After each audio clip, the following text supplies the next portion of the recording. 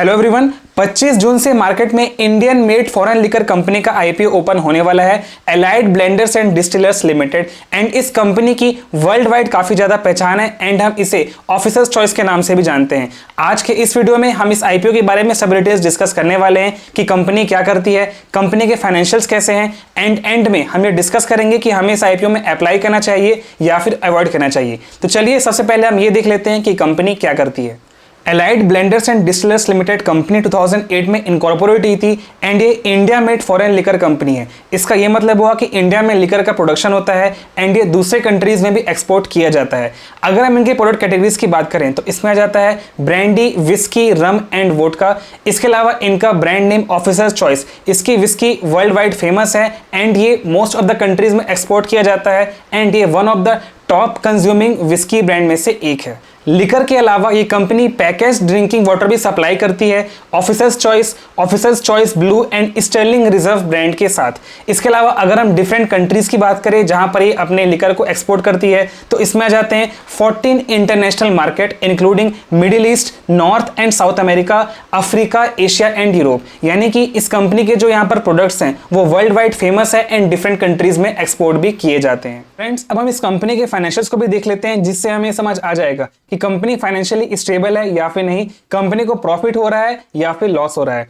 सबसे पहले अगर हम यहाँ पर एसेट्स की बात करें तो कंपनी के एसेट्स यहाँ पर हर साल बढ़े हैं। मार्च 2021 में 2298.57 करोड़ के आसपास के थे जो कि अभी दिसंबर में आके 2741 करोड़ के आसपास हो गए हैं। आप यहाँ पर देख सकते हैं कि एसेट्स में यहाँ बहुत ज्यादा बढ़त देखने को नहीं मिली है बट फिर भी इनका एसेट्स हर साल यहाँ पर बढ़ रहा है। अगर हम रेवेन्यू की बात करें तो रेवेन्यू में भी ग्रोथ देखने को मिल रही है। मार्च 2021 में 6397 करोड़ के आसपास की थी एंड अभी दिसंबर क्वार्टर तक 5914 करोड़ के आसपास हो गई है, यानी कि लगभग 6000 करोड़ के आसपास रेवेन्यू उनको अभी तक मिल चुका है।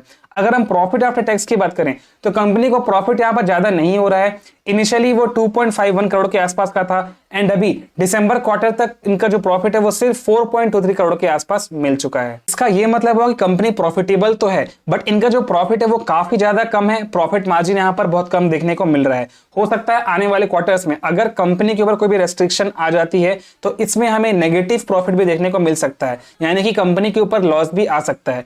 अगर हम बोरोविंग्स की बात करें तो कंपनी के ऊपर बोरोविंग्स काफी ज्यादा है। यहाँ पर मार्च 2021 में 954.74 करोड़ के आसपास के थे जो कि अभी दिसंबर क्वार्टर तक 798.11 करोड़ के आसपास हो गए हैं। बट कंपनी ने यहाँ पर यह बोला है कि अभी आईपीओ से जो भी पैसे आने वाले हैं उसका यूज यहाँ पर कंपनी अपने लोन को रीपेमेंट करने के लिए करने वाली है, तो ये एक पॉजिटिव बात यहाँ पर हो जाती है। ओवरऑल अगर हम कंपनी के फाइनेंशियल्स की बात करें तो इनका फाइनेंशियल डेटा ज्यादा स्ट्रांग नहीं लग रहा है। कंपनी प्रॉफिटेबल तो है बट यहाँ पर प्रॉफिट मार्जिन बहुत ही कम देखने को मिल रहा है। अगर हम इस आईपीओ के बाकी सब डिटेल्स की बात करें तो आईपीओ ओपन होगा 25 जून से, क्लोज हो जाएगा 27 जून को।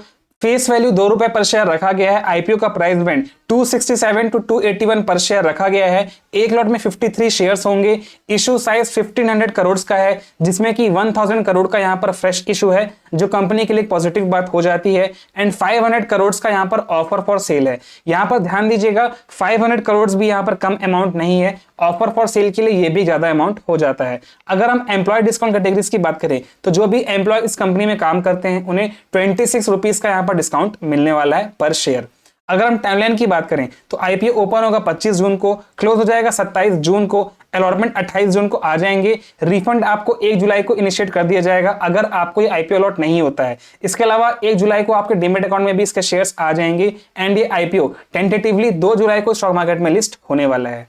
आगे बढ़ने से पहले हम इस आईपीओ के वैल्यूएशंस के बारे में डिस्कशन कर लेते हैं, यानी कि जो प्राइस बैंड यहाँ पर सेट किया गया है उसके अकॉर्डिंग कंपनी हायर वैल्यूएशन मांग रही है या फिर लो वैल्यूएशन। तो यहाँ पर मैं आपको बताना चाहूंगा कि जो प्राइस बैंड सेट किया गया है 267 टू 281 पर शेयर, यहाँ पर कंपनी हायर वैल्यूएशंस मांग रही है। जो सिमिलर सेक्टर की लिस्टेड कंपनीज है मार्केट में ऑलरेडी उन सभी का पी यहाँ पर 100 से भी नीचे है एंड ये company allied blenders and distillers 4000 से भी ज्यादा यहाँ पर पी डिमांड कर रही है। एंड अगर हम बाकी कंपनीज की बात करें फॉर एग्जांपल यूनाइटेड स्पिरिट्स, उनका जो करंट पी है वो 73.16 के आसपास का है। अगर हम रेडिको खैतान की बात करें तो उनका पी 95.87 के आसपास का है। ग्लोबस स्पिरिट्स लिमिटेड का पी 17.26 के आसपास का है। इसका यह मतलब हुआ कि allied blenders and distillers company hire valuation पर लिस्ट होने जा रही है एंड इनका जो प्राइस बैंड सेट किया गया है वो हायर एंड पर किया गया है एंड इसमें लिस्टिंग इनका ज्यादा स्कोप नहीं छोड़ा गया है।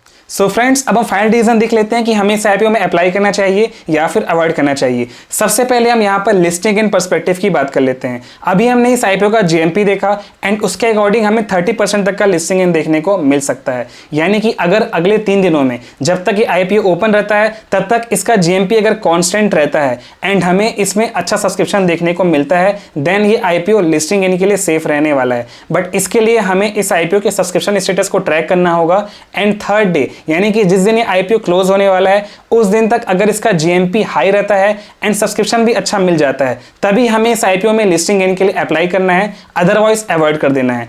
अभी के लिए हम इसे वेट एंड वॉच की सिचुएशन में रहने वाले हैं। अगर सब्सक्रिप्शन अच्छा आता है देन आप इसमें लिस्टिंग इन के लिए जरूर अप्लाई कर सकते हैं। अगर हम लॉन्ग टर्म इन्वेस्टमेंट की बात करें तो अभी हमने कंपनी के बारे में सभी डिटेल्स देखे हैं, कंपनी के फाइनेंशियल्स भी देखे हैं, कैसा कंपनी परफॉर्म कर रही है। उन सभी के बेसिस पर हमने ये भी कंक्लूड किया था कि इनका जो प्राइस बैंड है वो अभी ओवर वैल्यूड रखा गया है, इसलिए अभी हम इस आईपीओ को लॉन्ग टर्म इन्वेस्टमेंट के लिए अवॉइड कर सकते हैं क्योंकि इनका जो प्राइस बैंड है वो हायर एंड पर रखा गया है एंड इसमें हमें आगे चलकर लॉस हो सकता है क्योंकि अगर ये हायर वैल्यू पर अभी है देन आगे चलकर इसका रेट जब भी स्टॉक मार्केट में नीचे आएगा देन हमें इसमें लॉस देखने को मिल सकता है। इसलिए फ्यूचर में अगर ये कंपनी अच्छा परफॉर्म करती है उसके बाद ही इसमें as a long term investor enter करना सही रहेगा। अभी के लिए हम लॉन्ग टर्म इन्वेस्टमेंट के लिए इस आईपीओ को अवॉइड कर सकते हैं। सो फ्रेंड्स, कमेंट करके जरूर बताएं कि आप इस आईपीओ में अप्लाई करने वाले हैं या फिर नहीं। Please like and share this video and subscribe to my YouTube channel learn and invest. हम इसी तरह stock market, investment and IPO videos लाते रहते हैं। Thank you and have a great day. Stay tuned.